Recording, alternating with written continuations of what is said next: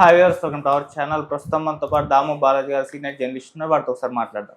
So నమస్కారం sir. Gorantla Madhav నిన్న arrest అయ్యారు. అతనికి 14 days రిమాండ్ కూడా విధించడం జరిగింది. అయితే ఇది పెద్ద కేసేమీ కాదు, రిమాండ్ పంపించేంత కేసు కూడా కాదు. కాకపోతే పొన్నవేలు అడ్డదిడ్డంగా వాదించి గోరెంట్ల మాధవ్ రిమాండ్ పెట్టించాడని చెప్పేసి వైసీపీ వాళ్ళు కూడా అంటున్నారు సార్. అసలు ఏం జరిగింది, ఎందుకు అరెస్ట్ అయ్యాడు గోరెంట్ల మాధవ్, మరి ఇష్యూ ఏంటి, దీనికి సంబంధించి పొన్నవేలు ఏం చేశారు సార్?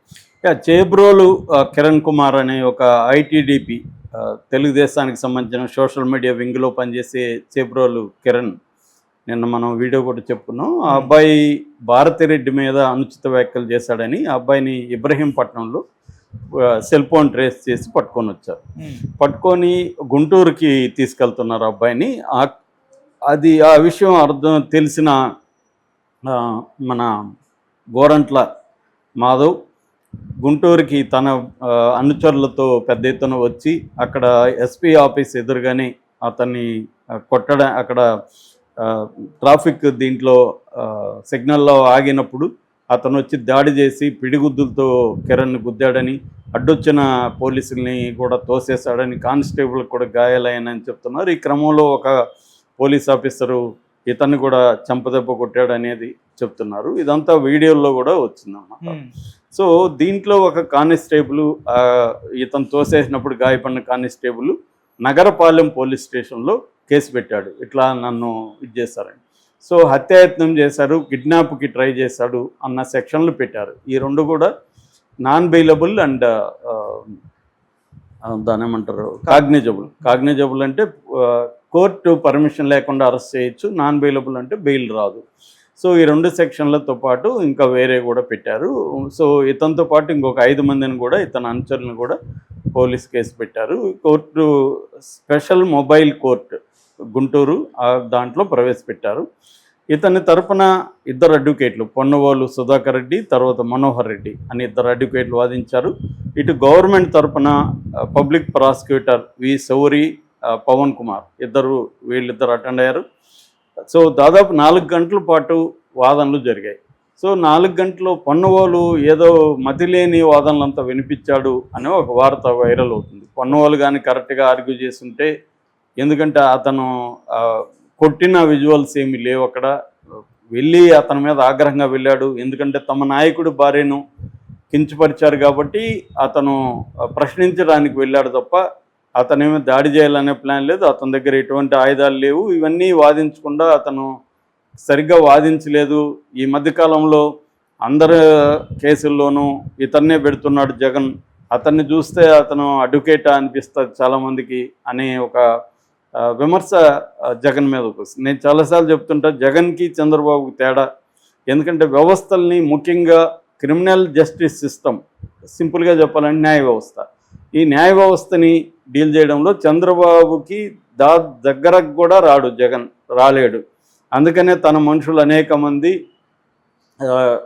3 నెలలు, 2 నెలలు, నెల జైళ్ళలో ఉన్నా కూడా, సురేష్ కావచ్చు, తర్వాత నందిగామ సురేష్ కావచ్చు, తర్వాత పిన్నెల్లి రామకృష్ణారెడ్డి కావచ్చు, వల్లభనేని వంశీ కావచ్చు, పోసాని కృష్ణమురళి కావచ్చు, ఇప్పుడు ఇతను కావచ్చు మాధవ్.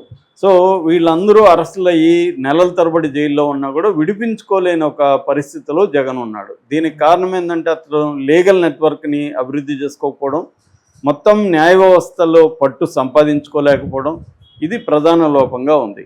రెండోది, కనీసం డబ్బులు ఎక్కువ ఖర్చు పెట్టి పై స్థాయి అడ్వకేట్లను పెట్టుకోకుండా పొన్నవాళ్ళు లాంటి వాళ్ళని పెట్టుకొని నడిపేయడం అనేది ప్రధానంగా జగన్ మీద వస్తున్న విమర్శ. అదే చంద్రబాబు ఏం చేస్తున్నాడు, ఇప్పుడు కూడా చిన్న కేసుల్లో కూడా సిద్ధార్థ లూథర్ను దింపుతున్నారు. నేను ఒక చిన్న ఎగ్జాంపుల్ చెప్తాను. అక్టోబర్ 1, 2024 నాటికి, అంటే దాదాపు 5 నెలలు అయింది ఈ గవర్నమెంట్ వచ్చి, సిద్ధార్థ లూథరాకి ఆంధ్రప్రదేశ్ గవర్నమెంట్ ఎంత ఫీజు, ప్రొఫెషనల్ ఫీజు ఎంత చెల్లించింది తెలుసా? 2,86,00,000 చెల్లించింది ఓన్లీ 5 నెలలకి. ఇంకా 5 ఏళ్లలో ఆయనకి ఎంత పోతుందో మనం ఊహించుకోవచ్చు. జీవో నెంబర్ RT నెంబర్ 474 ప్రకారం సో 12,25,25,00,000 ఒక దప్ప, 60 లక్షలు ఒక దప్ప, 65 లక్షలు ఒక దప్ప, 10 లక్షలు ఒక దప్ప, మొత్తం 4 ఫేజుల్లో ఆయనకి చెల్లించారు. దీంతో పాటు ప్లస్ 10% క్లర్కేజ్ అంటారు, క్లర్కల్ ఖర్చులు అని చెప్పి చేశారు. ఇంతకు ఆయన చేసేది ఏంటి, ఎవరో పోసాని ముందస్తు బెయిల్కి వేశాడు. ఇక్కడున్న పీపీ ఏం చేస్తాడంటే జడ్జితో 1 minute సార్ అంటాడు. ఈ లోపల వీడియో కాల్లో సిద్ధార్థ లూత్రా ఒక 2 నిమిషాలు మాట్లాడతాడు. దానికి ఆయనకి 10 లక్షలు, 20 లక్షలు, 50 లక్షలు వెళ్ళిపోతుంది. అలాగా ఇప్పటికీ ఈ 5 నెలల్లో 2,86,00,000 సిద్ధార్థ లూత్రాకి ఆంధ్రప్రదేశ్ ప్రభుత్వం చెల్లించింది. అంటే అర్థమేంటి, ఎవరో ముందస్తు బెయిల్కి వేస్తే కూడా సిద్ధార్థ లూత్రాని దింపుతున్నాడు చంద్రబాబు.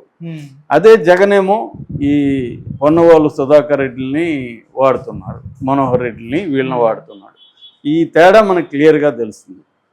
అంటే చిన్నపామునైనా పెద్ద కర్రతో కొట్టాలన్న సిద్ధాంతంతో చంద్రబాబు. రెండోది, తను క్రైసిస్లో ఉన్నప్పుడు అతను గట్టిగా నిలబడి పోరాడాడు కాబట్టి సిద్ధార్థ లూత్రాకి తన గవర్నమెంట్ వచ్చినాక సిద్ధార్థ లూత్రాని బాగా చూసుకోవాలని చెప్పి కూడా ప్రతి దాంట్లో అవసరం ఉన్నా లేకపోయినా, నిజానికి ముందస్తు బెయిల్ లాంటి వాటిలో సిద్ధార్థ లూత్రా అవసరం లేదు, కానీ ప్రతి దాంట్లో పెడుతున్నాడు. మొన్న కూడా మన సజ్జల, అతని పేరేమో సజ్జల భార్గవ రెడ్డి ముందస్తు అంటే తన మీద వేసిన కేసు కోటేమని సుప్రీంకోర్టుకి వెళ్ళినప్పుడు కూడా సిద్ధార్థ లూత్రాని వచ్చాడు. కాకపోతే ఆ కేసులో మేబీ సజ్జల దగ్గర డబ్బులు ఉంది కాబట్టి ఆయన కపిల్ సిబాల్ని పెట్టుకున్నాడు, సీనియర్ అడ్వకేట్ని పెట్టుకున్నాడు.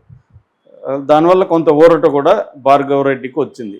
అలాగా పెద్ద అడ్వకేట్లు ఉండడం ఎందుకు, లేకపోతే గంటలకి వాళ్ళ కోర్టులు ఎందుకు ఇస్తారు ఎవరైనా అంటే, వాళ్ళు కోర్టులను కూడా ఇన్ఫ్లుయెన్స్ చేయగలరు, వాళ్ళకి లా మీద అపారమైన పట్టు ఉంటుంది, వాళ్ళ లాంగ్వేజ్ కానీ వాళ్ళ ప్రజెంటేషన్ ఎక్స్ట్రాడినరీగా ఉంటుంది. మనకి ఉండవల్ల అరుణ్ కుమార్ చెప్తుంటాడు, వాళ్ళ లాంగ్వేజ్ ముందు మనం నాలంటోడు నిలబడలేడు అని చెప్తుంటారు. వాళ్ళు లండన్ నుంచి మాట్లాడుతుంటారు, హైఫై ఇంగ్లీష్లో మాట్లాడుతారు, జడ్జిలను కూడా భయపెట్టగలరు వాళ్ళు. సో అలాంటి వాళ్ళ ముందు మేము ఎలా నిలబడాలి అనేది కూడా రామోజీరావు సిద్ధార్థ లూత్రాని వీళ్ళని దించుతాడు అనేది కూడా ఆయన అనేకసార్లు చెప్పాడు. లేకపోతే వాళ్ళకి అంతంత డబ్బులు ప్రొఫెషనల్ ఫీజు కింద అంతంత ఎందుకు ఇస్తారు.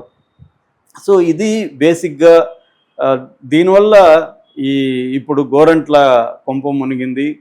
గోరంట్ల కూడా అతి చేశాడు, నో డౌట్. ఎందుకంటే అతను వచ్చి దాడి చేయడానికి ట్రై చేయడం అనేది అనవసరం. వీళ్ళు అరెస్ట్ చేసి తీసుకెళ్తున్నప్పుడు అతను ఎందుకు వచ్చాడు, అతనికి ఒక రాజకీయ ప్రయోజనం ఉంది. అతనికి ఏంటంటే గతంలో అతను ఇలాంటి దూకుడు ప్రవర్తనతోనే ప్రజల్ని కొట్టడం, తర్వాత రౌడీ సిఐ లాగా ఉండడం, తర్వాత ప్రభాకర్ రెడ్డి వాళ్ళని జేసీ ప్రభాకర్ రెడ్డి వాళ్ళని ఛాలెంజ్ చేస్తూ మాట్లాడడం, దీనివల్ల అతను హీరోయిజం వచ్చేసింది. అతనికి కులం అండం ఉంది. సో కురబ అనుకుంటా ఆ కులం బీసీ కులం అండ ఉంది. దీన్నంతా చూసి జగన్ అతనికి సీట్ ఇచ్చాడు, ఎంపీ సీటు హిందూపూర్ నుంచి అతనికి గెలిచాడు. అదే టైంలో మనకి అనంతపూర్ నుంచి అతను కూడా బోయ కులం, తలారి రంగయ్య, వీళ్ళిద్దరి మధ్య తేడా చూస్తే ఇతనేమో దూకుడుగా వల్గర్గా బిహేవ్ చేయడం, రంగయ్య ఏమో డీసెంట్గా. ఎందుకంటే రంగయ్య గ్రూప్ 1 ఆఫీసరు, చదువుకున్నాడు, ఒక డీసెంట్ ఐడియలిస్ట్ మెంటాలిటీ ఉన్న వ్యక్తి. అతను నిరంతరం ప్రజల్లో ఉండడం, రోజు 200 మంది 300 మంది ఇంటికి వస్తుంటే అందరికి భోజనాలు పెట్టి వాళ్ళు ఏ పార్టీ వాళ్ళని చూడకుండా వాళ్ళ సమస్యలు పరిష్కరించడానికి ప్రయత్నించడం, ఇది రంగయ్య చేసేవాడు. ఇతనేమో గట్టిగా దూకుడుగా మాట్లాడడం, ఇవన్నీ చేసేవాడు. చివరికి ఏమైపోయింది, అతను ఒక న్యూడ్ కాల్ దీంట్లో ట్రాప్లు ఇరుక్కున్నాడు. అతనికి ఎంపీగా ఇవ్వాల, రంగయ్యకేమో కళ్యాణదుర్గంలో ఎమ్మెల్యేగా ఇచ్చాడు జగన్. ఇప్పుడేంది, అతను మళ్ళీ జగన్ దృష్టిలో పడాలి అని చెప్పి మనం దూకుడిగా ఉంటే పడతాము అని చెప్పి ఇప్పుడు వీర విధేయత చాటి వచ్చి ట్రై చేశాడు. మేబీ అతనికి ఐడియా ఉంటుంది, జైలుకి పోతే కూడా పర్వాలేదు మనం మేనేజ్, ఎందుకంటే అతను సీఐగా ఉన్నాడు కదిర్లో ఇంతకుముందు, అతను పోలీస్ స్టేషన్లు జైలు కేసులు అతను ఎన్నో చూస్తుంటాడు కదా, కాబట్టి అయితే అవుతుంది.